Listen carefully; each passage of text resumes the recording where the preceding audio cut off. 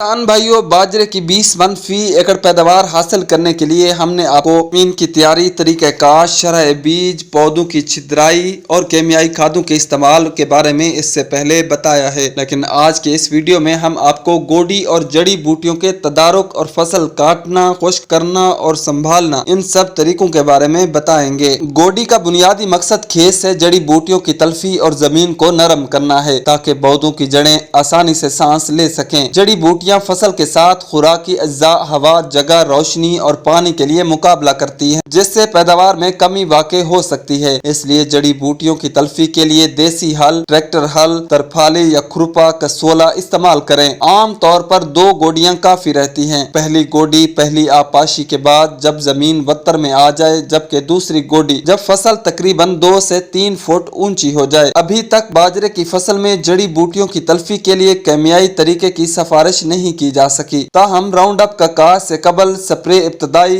तजर्बात में फायदेमंद साबित हुआ है। फसल काटना, खुश्क करना और संभालना। बाजरे के दाने को मुंह में डालकर दांतों से दबाएं। अगर दाना आवाज के साथ टूट जाए तो फसल कटाई के लिए तैयार होगी। तरक्की दादा इकसाम की बर वक्त कटाई बहुत जरूरी है, क्योंकि दाना पकने के बाद भी पौधे सब्ज रहते हैं और जिम्मेदार ये ख्याल करता है कि फसल अभी पकी नहीं है। सिट्टों को दरांती से काट कर धूप में फैलाएं। इस मकसद के लिए जमीन में 1 फुट ऊंचे लंबाई के रुख चबूतरे बनाएं जो दरमियान से ऊंचे हों, ताकि बारिश का पानी ठहर न सके और फर्श पर गिरे हुए दाने भी नुकसान से बच सकें। बारिश की सूरत में सिट्टों को इकट्ठा करके उनके ऊपर बोरियां या तरपाल डाल देनी चाहिए। सिट्टों को रोजाना हिलाते रहें ताकि जल्द खुश्क हो जाए। 8-10 दिनों में सिट्टे खुश्क हो जाते हैं। बाद अज़ा उन्हें कूटकर या थ्रेशर की मदद से दाने अलग कर लें। गंदम वाले थ्रेशर में सिर्फ छलनी तब्दील करने से बाजरे की फसल की गहाई की जा सकती है। गंदम वाले थ्रेशर में सिर्फ छलनी तब्दील करने से बाजरे की फसल की गहाई की जा सकती है। उसके अलावा किसान भाइयों, जैसा कि आप वीडियो में देख सकते हैं, इसको कंबाइन हार्वेस्टर से भी काटा जा सकता है और